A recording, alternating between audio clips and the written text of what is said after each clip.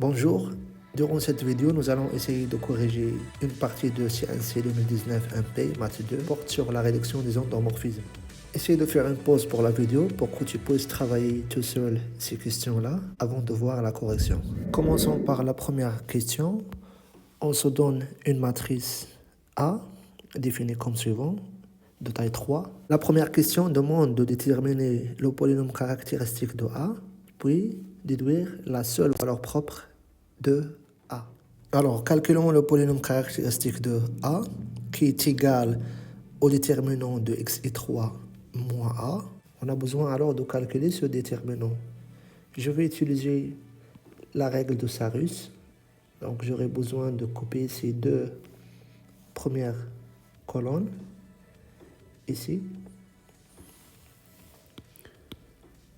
Après, donc, la première diagonale, ça va me donner x moins 3 fois x moins 2 fois x moins 1.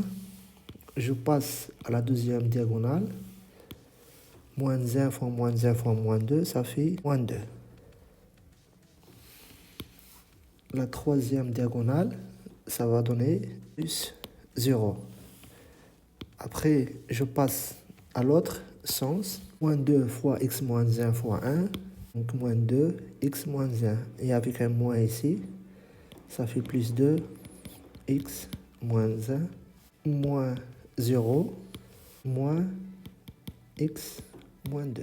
Voilà, c'est ça le polynôme caractéristique de A. Mais on a intérêt de factoriser ce polynôme pour qu'on puisse trouver les valeurs propres facilement, parce que les valeurs propres sont les racines. Alors, soit je vérifie les racines évidentes, c'est-à-dire je vérifie est-ce que 0, 1, 2, moins 1, moins 2.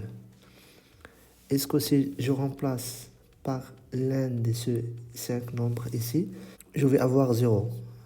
Ça, c'est la première méthode.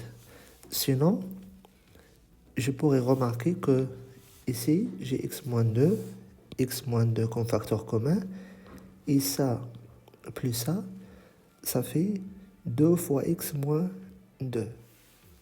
Alors, je vais factoriser par x moins 2. On a déjà ici 2 de x moins 2 moins x moins 2. Ça va rester seulement x moins 2. Plus 1. Parce que 2 moins 1, ça fait 1. Égal, encore une fois, à x moins 2, facteur de x au carré, moins 4x, plus 4. Est égal, encore une fois, à x moins 2 à la puissance 3. Donc, le spectre de A dans R est égal exactement au singleton 2. Parce que le polynôme caractéristique xa s'annule seulement pour x est égal à la deuxième question.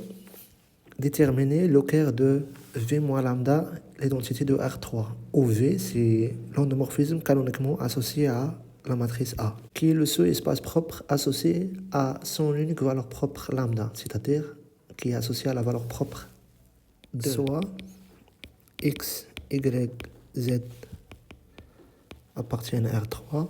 Alors le triplet x, y, z appartient au cœur de V moins de l'identité de R3 équivaut à ce que x, y, z appartient au cœur de A moins 2 et 3. C'est-à-dire A moins 2 et 3 fois x, y, z est égal au triplet 0, 0, 0. Ce qui équivaut encore une fois à la matrice suivante fois x, y, z est égal à 0, 0, 0. On calcule ce produit, on trouve le système suivant.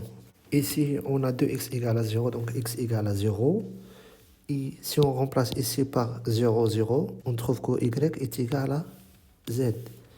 Donc ce système est équivaut à ce que x égale à 0 et y égale à z. C'est-à-dire x, y, z, on peut l'écrire sous la forme 0, y,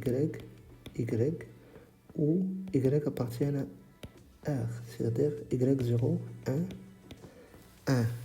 Ce triplet-là appartient au vecteur de 0, 1, 1. Et donc,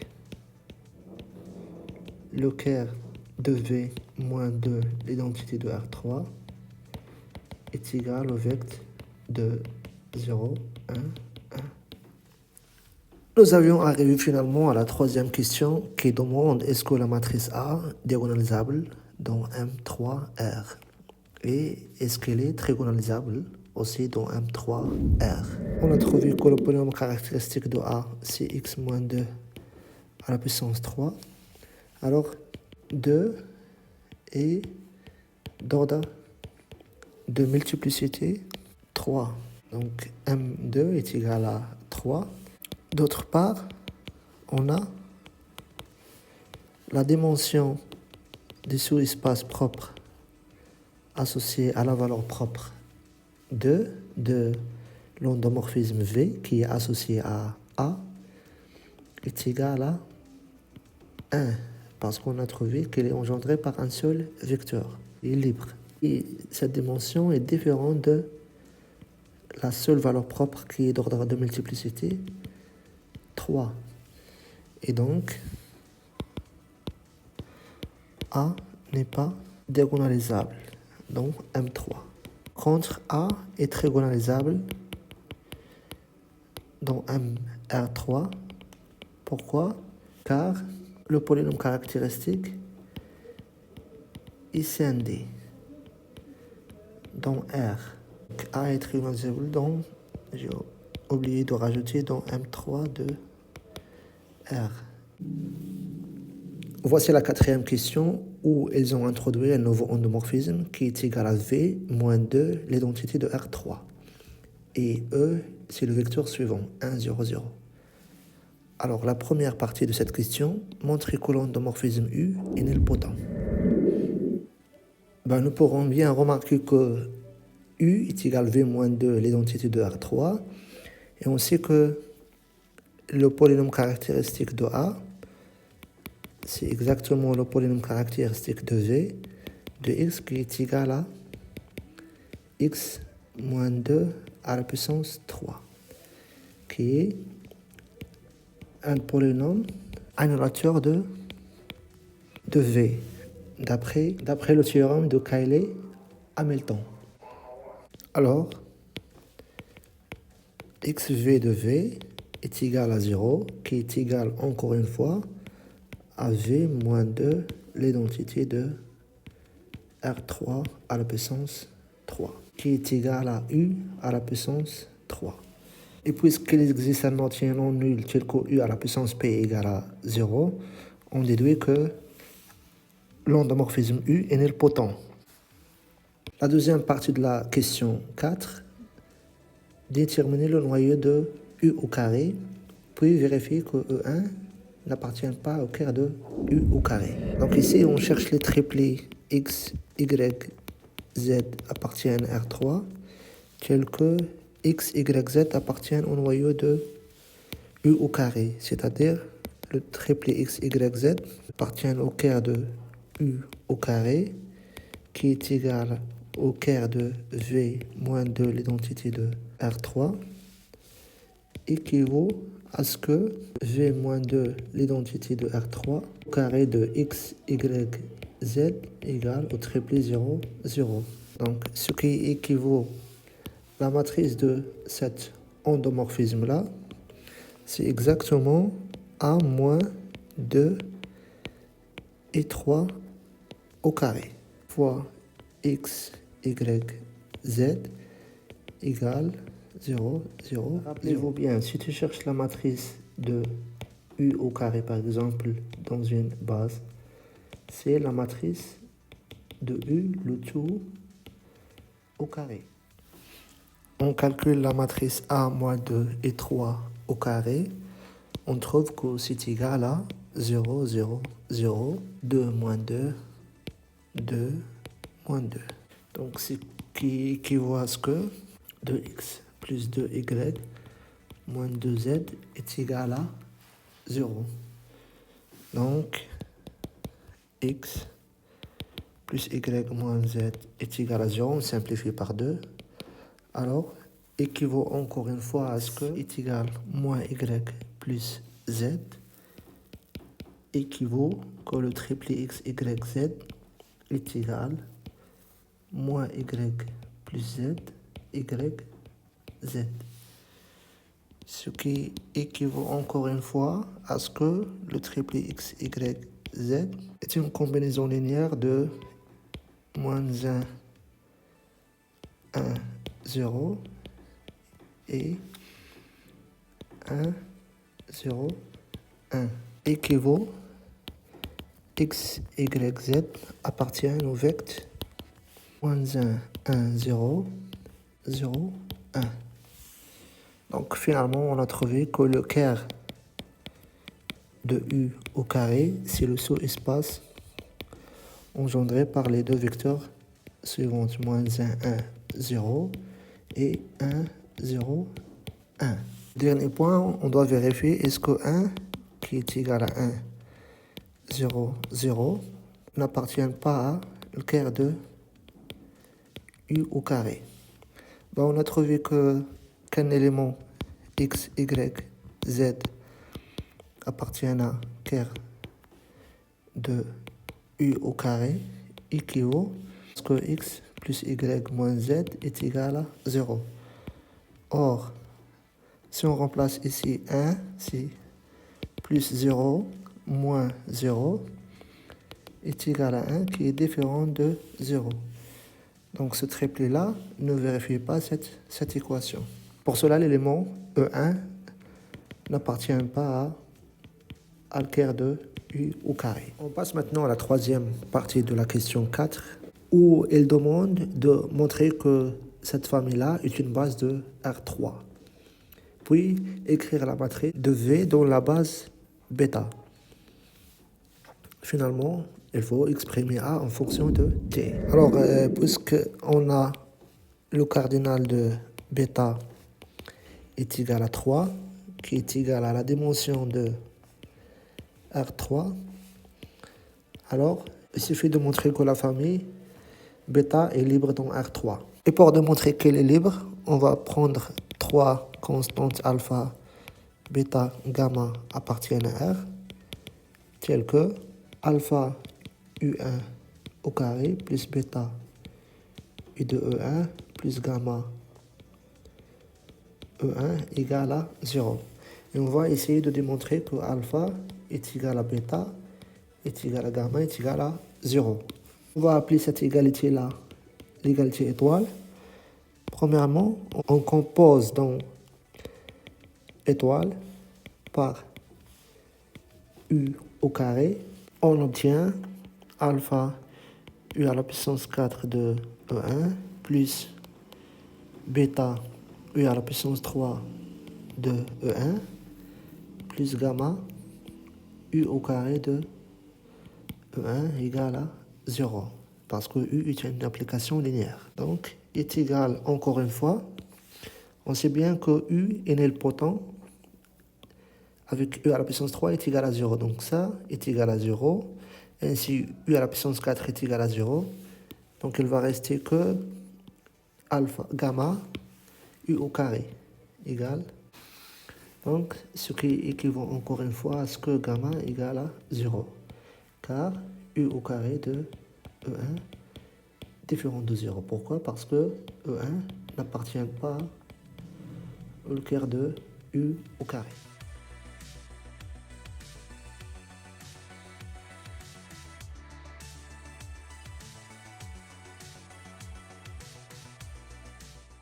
D'où l'égalité étoile devient alpha U au carré E1 plus bêta U de E1 égale à 0. Encore une fois, on compose dans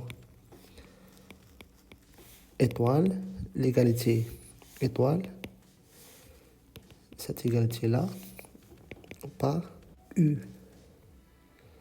On obtient alpha U à la puissance 3 de E1 plus bêta U au carré de E1 est égal à 0. est égal, encore une fois, à bêta u au carré de E1. Pourquoi? Car u à la puissance 3 de E1 est égal à 0. N'oublions pas que u à la puissance 3 est égal à 0. Donc, bêta est égal à 0. On a bêta fois u au carré de E1 égale à 0. Et on sait que u au carré de E1 est différent de 0, donc nécessairement bêta égale à 0. Car E1 n'appartient pas au carré de u au carré. D'où on revient à notre relation, on remplace par bêta égale à 0. Donc on obtient alpha u au carré de E1 égale à 0. Ce qui implique que alpha est égal à 0. Toujours la même justification car E1 n'appartient pas à R de U au carré. Donc nécessairement ça est différent de 0. Donc alpha est égal à bêta, est égal à gamma, est égal à 0. B est une base de R3.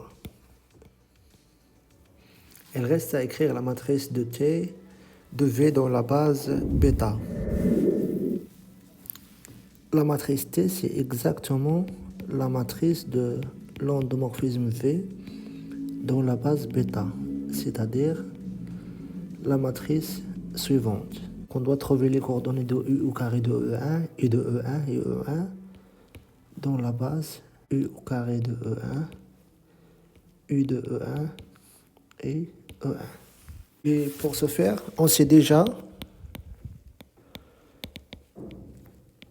que U est égal à V moins 2, l'identité de R3.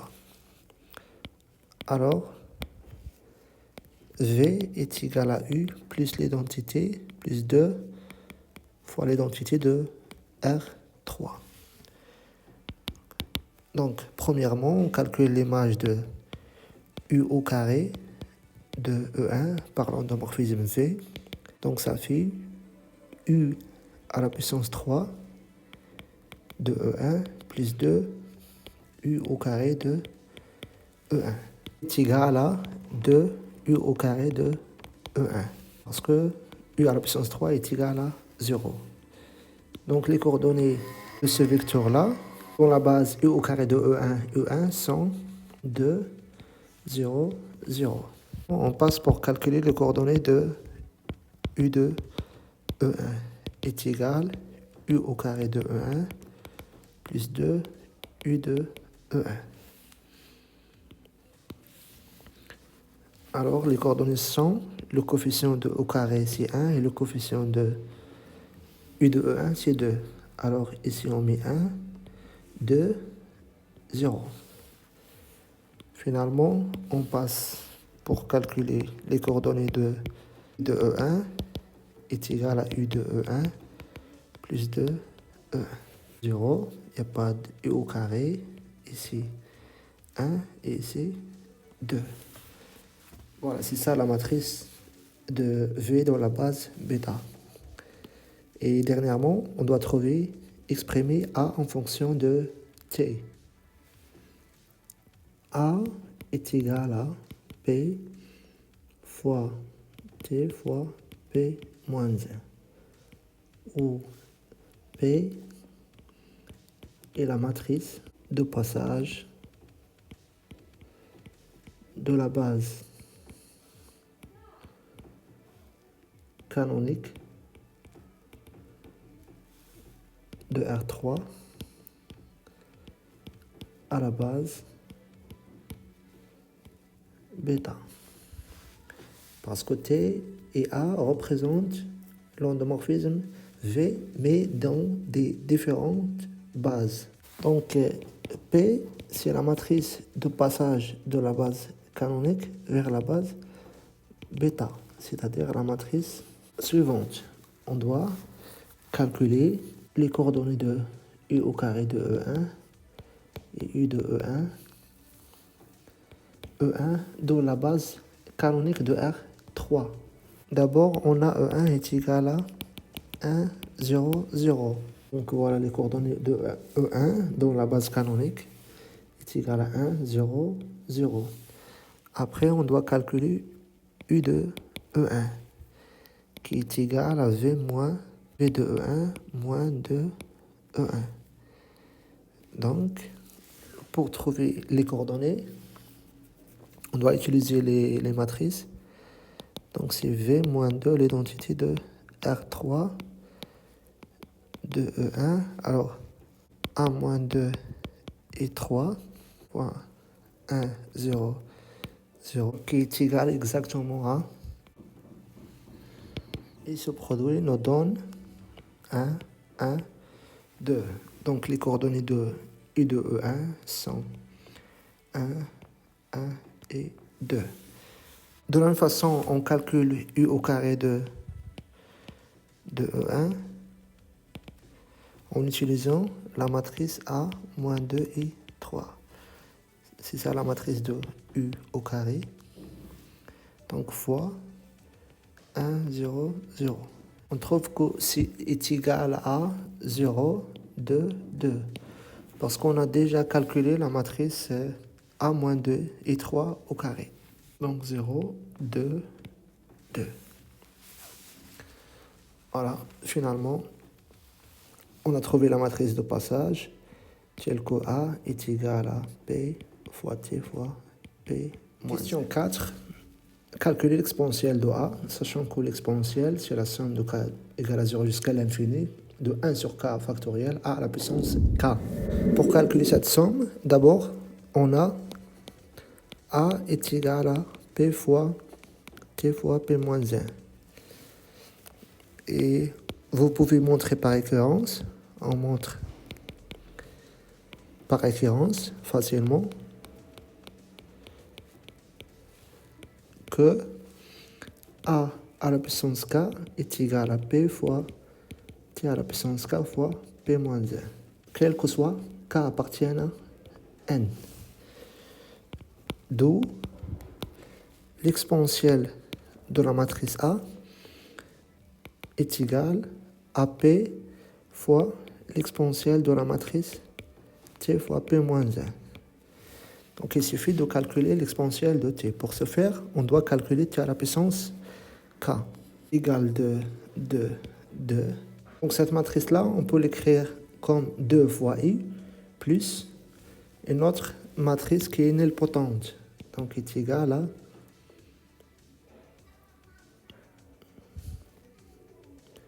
donc est égal à 2 fois I3 plus la matrice G, on va appeler où G est égal à 0, 1, 0, 0. On a G au carré est égal à G au carré est égal à 0, 0, 1, 0, 0. Et G à la puissance 3 est égal à la matrice nulle de M3R. Donc G est une matrice non potente, d'où exponentielle de T est égal à exponentielle de E3 fois exponentielle G. Or, exponentielle de E3 est égal à la somme de 2 à la puissance K et 3 sur K factoriel. K égale à 0 jusqu'à plus l'infini. Qui est égal à la somme de K à 0 jusqu'à plus l'infini, 2 à la puissance K, 0, 0, 0,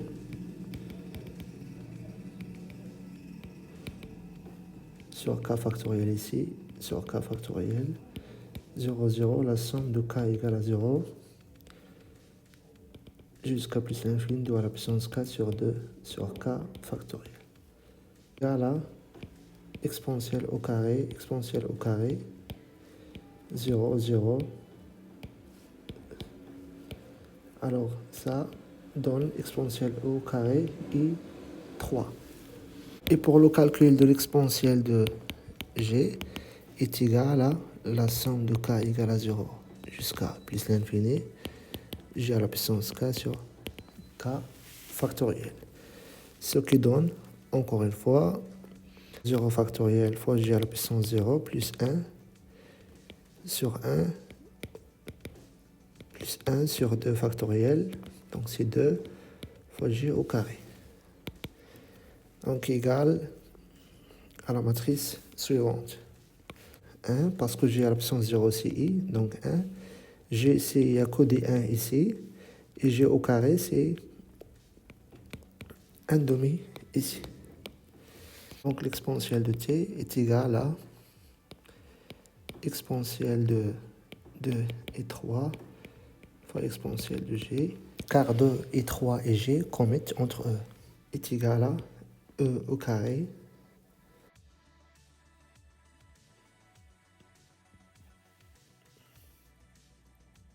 relation. On a exponentielle de a est égal à p fois exponentielle de t fois p moins 1. Donc égal 1 qu'on trouve facilement, c'est 1 demi fois la matrice suivante 0, 0, 2, 2 moins 2, 2, moins 1, 2, moins 2. Les calculs, on trouve que ça est égal à exponentielle au carré sur 2, 4, 4, 6, 2, 2, et moins 2, 0, 0.